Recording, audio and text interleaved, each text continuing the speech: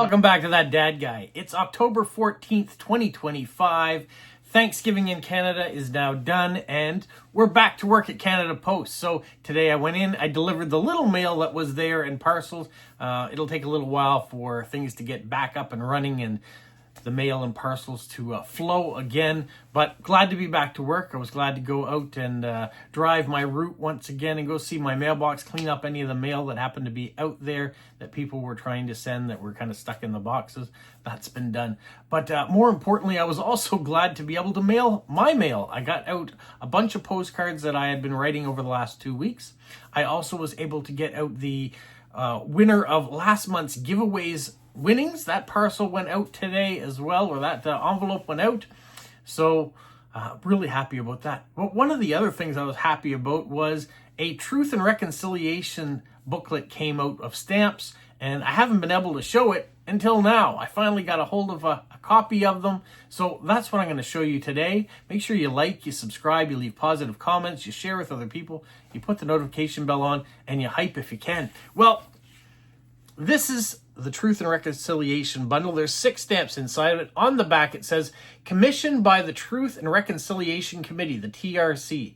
In 2009, the Brentwood box, medicine box, traveled with the TRC to the 8 national events. People placed sacred items into the box to symbolize their spiritual journey towards healing and as gestures of truth and reconciliation.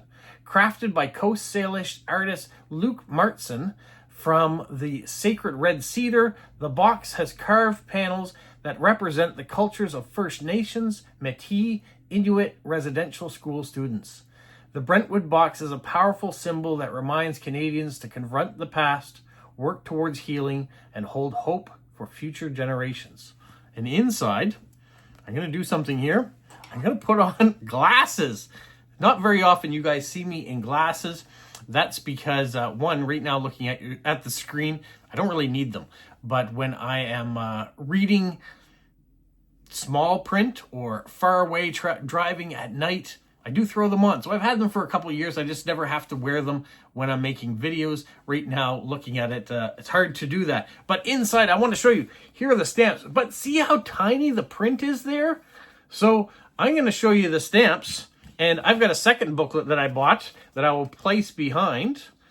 And it doesn't help me at all having glasses on.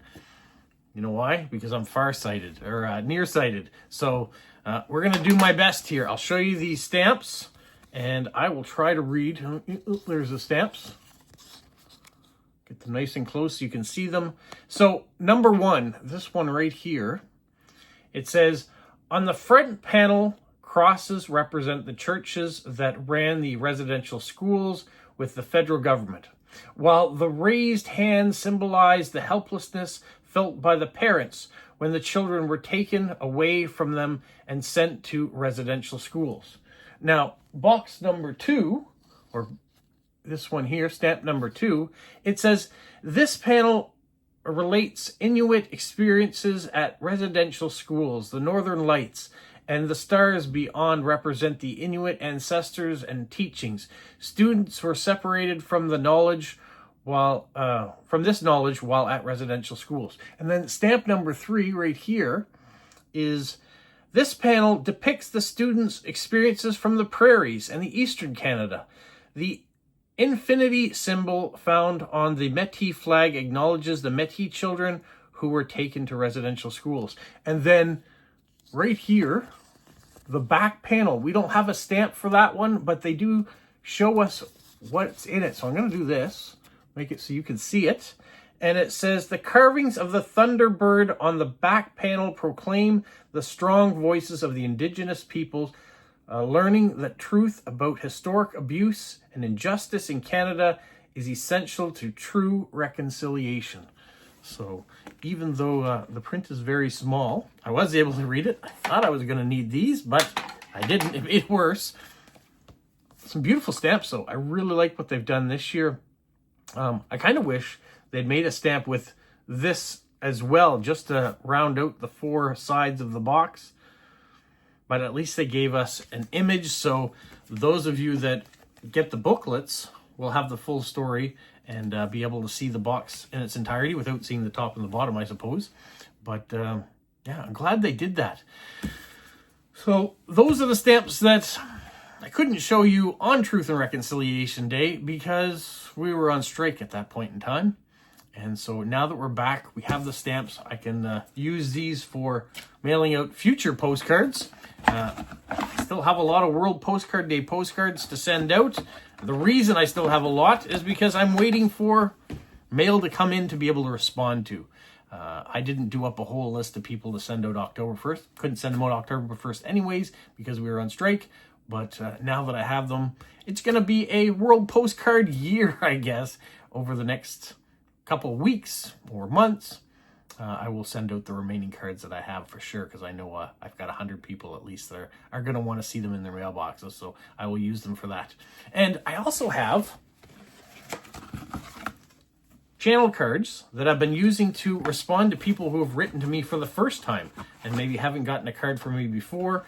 In the past, I've had channel cards to use, and they've all been used up in all of their generations that I've had them. I've had 2 other channel cards, and I've had 3 other World Postcard Day cards that I've created so far.